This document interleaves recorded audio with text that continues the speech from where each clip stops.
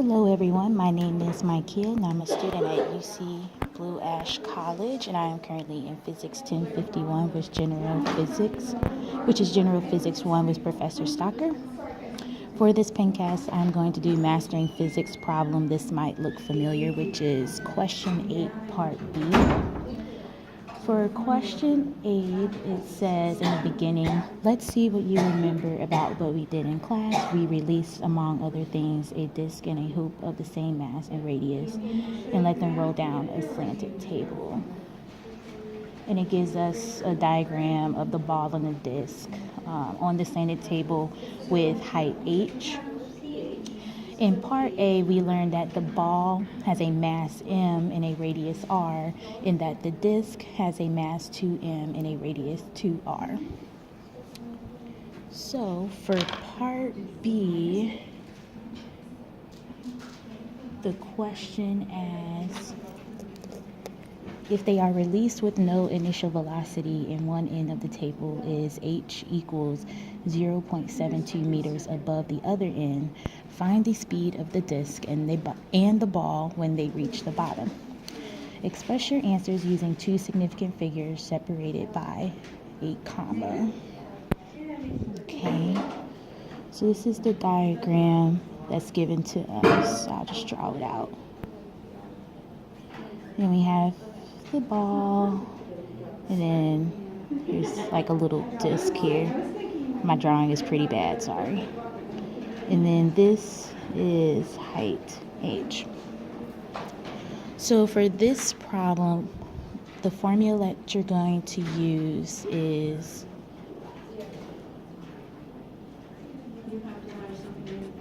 K is equal to K ln plus K rot. So what you're going to do is set K to UG, which is the gravitational potential energy, and then this is going to be KE. I just use different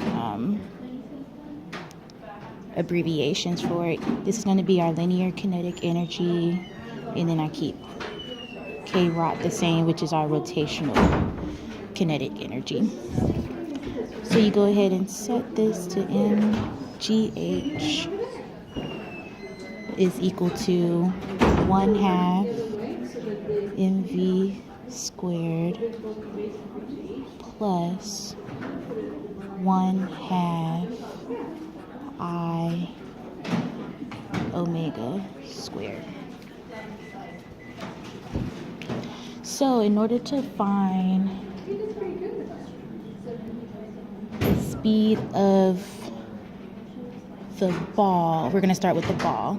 You need to use the formula for the moment of inertia for a ball. So you go ahead and plug that in. mgh is equal to 1/2 mv squared plus 1/2, and the moment of inertia for a ball is 2/3 mr squared, and then omega squared carries over.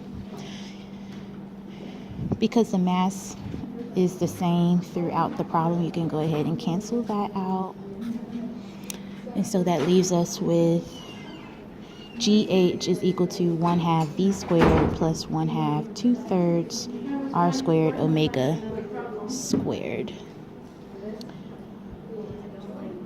And you can go ahead and write that out. 1/2 V squared. Go ahead and multiply this out, and you get 1/3 V squared, because V squared is equal to R squared times omega squared. Then you go ahead and combine the V squareds to get 5/6 V squared. Then you get V is equal to the square root of 6/5 GH. And then go ahead and plug in the numbers for gravity and height, the acceleration of gravity. V is equal to the square root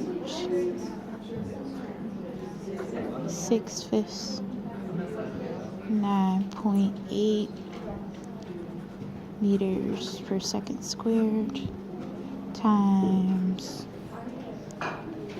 0.72 meters. That was the height that was given to us. V is equal to 2.9 meters per second.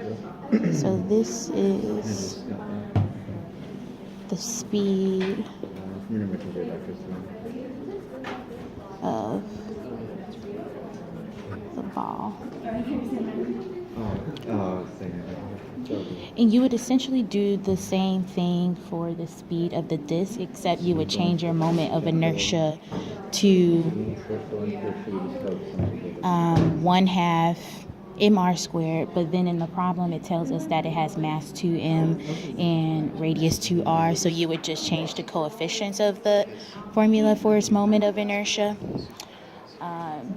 So I won't actually do the disc part, but what is the speed of the disc when they reach the bottom? What is the speed of the ball, when it reaches the bottom? It's 2.9 meters per second squared. And again, you would go through the same exact process to find the speed of the disc.